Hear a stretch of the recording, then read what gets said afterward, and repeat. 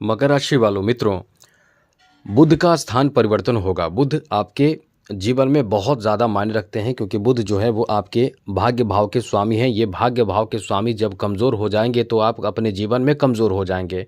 हर जगह आपको नाकामी और असफलता मिलता है। अब ये जब भी अपना स्थान बदलते हैं तो आपको ये जान लेना चाहिए कि यह स्थान बदलने से क्या लाभ होगा या नुकसान होगा। इसलिए हम आपको अक्सर अपडेट करते रहते हैं कि कौन से ग्रह कब किस अवस्था में आने वाले हैं, क्या लाभ देंगे या नुकसान करेंगे।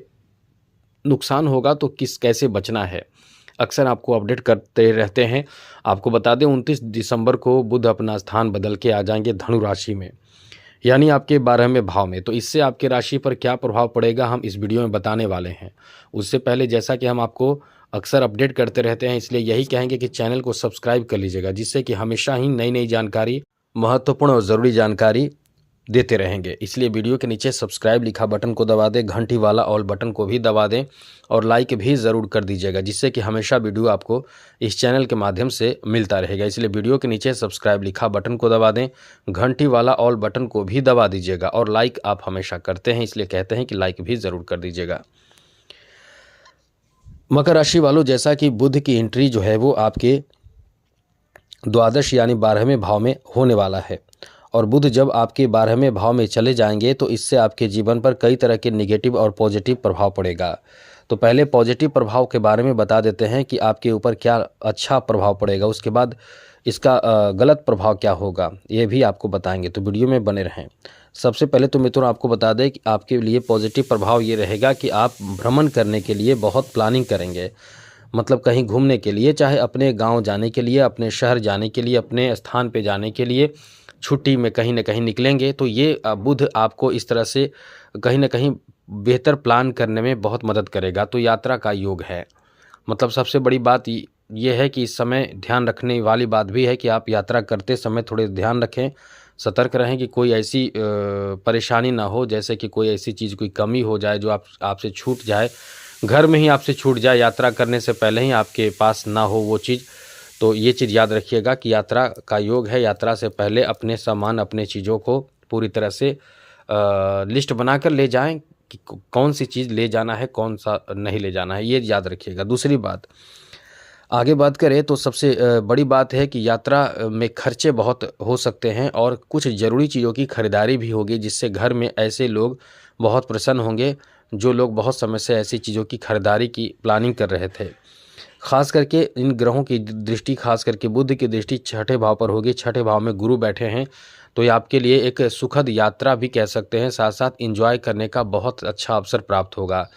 यहाँ धन प्राप्ति के लिए जो प्रयास आप कर रहे हैं, जैसे बिजनेस व्यापार कर रहे हैं, वहाँ पैसे आपके, इनकम आपके बढ़ने वाले हैं। यानी आप ये समझ लें कि इनकम आपका अच्छा रहेगा। और वैसे भी इस समय काफ़ी ग्रहों की स्थिति अच्छी है, जिससे इनकम आपका अच्छा रहेगा।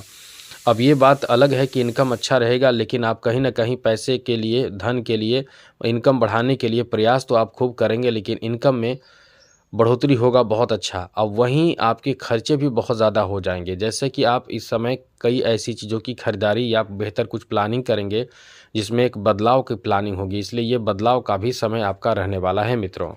तो आप इस समय नए चीज़ों में इन्वेस्ट करेंगे, कुछ बदलाव होगा आपके लिए। ये सुखद कह सकते हैं, बेहतर कह सकते हैं। आगे बात करें तो मित्रों आपको बता दें कि इस समय आपके द्वादश भाव में बैठे बुध का जो प्रभाव होगा वो आपके लिए, आपके उच्च शिक्षा में बहुत ज़्यादा काम आएगा।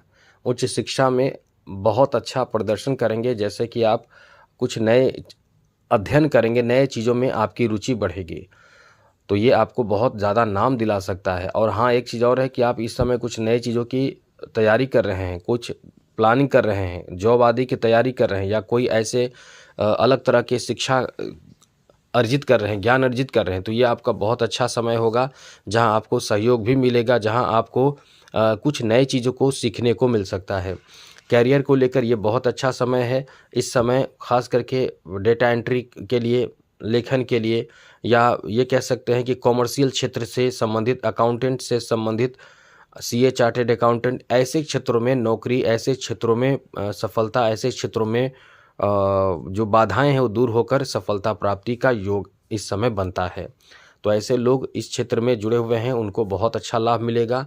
वैसे तो यात्रा का तो योग है ही, लेकिन ये भी है कि विदेश यात्रा भी आप करेंगे। तो जो लोग इस समय ऐसी चीज़ों के लिए उत्साहित हैं, उनके लिए ये समय बहुत ही अच्छा रहने वाला है। साथ साथ इस समय अध्यात्म की तरफ भी आपके रुझान बढ़ेंगे, जैसे पूजा पाठ करना, धर्म कर्म करना, ऐसे कार्यों में आपकी रुचि बहुत ज़्यादा बढ़ेगी। ऐसे कार्यों के प्रति आपकी आस्था विश्वास बढ़ेगा। इसलिए ये एक अच्छा समय आपका रहने वाला है, जहां आप बहुत ज़्यादा उत्साहित रहने वाले हैं। और जो लोग विदेश जाकर बसना चाहते हैं, विदेश का वीज़ा लेना चाहते हैं, विदेश में अपना बिजनेस शुरू करना चाहते हैं, या अपना बिजनेस को, जो अभी बिजनेस चल रहा है, वो विदेश तक ले जाना चाहते हैं, तो ऐसी स्थिति में ग्रहों की ये जो स्थिति है, इसमें आपके उन कार्यों में सफलता भी मिलता है। इसलिए कह सकते हैं कि ये समय आपका बहुत ही अच्छा है, बेहतर है। अब कुछ निगेटिव बातें कर लें जिससे आपको बचना चाहिए।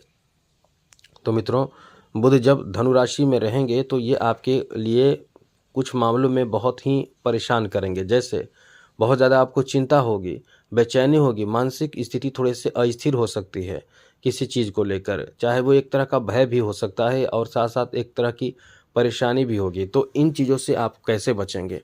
याद रखिएगा, आप इस तरह की चीज़ों से परेशान और चिंतित होते हैं तो खुद को अलग रखने की कोशिश करें, चिंताओं से दूर रखने की कोशिश करें। और सबसे बड़ी बात इस समय ये रहेगी कि आप बहुत ज़्यादा खर्च करेंगे। फिजूल खर्ची आपको कर्ज तक लेने पर मजबूर कर सकता है। इसलिए ऐसी स्थिति में आपको फिजूल खर्ची से एकदम बचना चाहिए, वरना फिजूल खर्ची आपके लिए चिंता का बहुत बड़ा विषय बन सकता है। क्योंकि इस समय जब बुध जो हैं वो आपके द्वादश भाव में रहेंगे तो घर में किसी चीज़ की कमी या आपके परिवार में कमी, आपको खुद लगेगा कि एक चीज़ ज़रूरी है, आवश्यक चीज़ों की खरीदारी करेंगे। वहीं कहीं न कहीं किसी चीज़ के लिए आप कुछ ऐसे फिजूल खर्च भी आप करेंगे जिसमें आप परेशान होंगे। फिर कर्ज भी लेना पड़ सकता है, तो कर्ज लेकर परेशान हो जाएंगे। ऐसी स्थिति में खुद को बचने और बचाने की कोशिश आपको करना चाहिए। बेकार के खर्चों से आपको बचना चाहिए, जिससे कि आप बेहतर तरीके से आगे बढ़ सके। आगे बात करें तो मित्रों, इस समय आप कहीं न कहीं कोई किसी बात को सोचकर बहुत ज़्यादा घबराहट महसूस करेंगे। तो ऐसे बेकार के गलतफ़हमी अपने दिमाग से दूर रखें। झगड़े विवाद में पड़ने से बचने की कोशिश करें। कोई गुप्त शत्रु भी आपके पीछे पड़ सकता है, लेकिन एक चीज़ याद रखिएगा, आप इन चीज़ों से बचे रहने की कोशिश करें। जो आपको लगता है, कभी शक होता है, ऐसी चीज़ों से बचने की कोशिश करें और उपाय ज़रूर करें जो हम आपको बताने जा रहे हैं। ये उपाय यदि आप करते हैं तो निश्चित रूप से आप अपने परेशानी से बच जाएंगे। आपकी परेशानी निश्चित रूप से आपके ऊपर जो चल रही है, या ये कह सकते हैं कि चलेगी, उससे आप बाहर निकल जाएंगे। करना क्या है? भगवान गणेश की आराधना करना है। यदि आप बुध को ठीक रखना चाहते हैं तो हरा रुमाल अपने साथ, कम से कम बुधवार को तो जरूर हरा चीज़ पहने, हरा रुमाल रखें, ऐसा कुछ जरूर करें। इससे आपको राहत तो जरूर मिल जाएगा। बाकी बहुत सारे उपाय हैं, वो उपाय करें, जैसे हरा चारा खिलाना गाय को बुधवार के दिन, लेकिन शुद्ध होकर, पवित्र होकर। तो आज के लिए इतना ही। जय माता दी, राधे कृष्णा, ओम नमः शिवाय।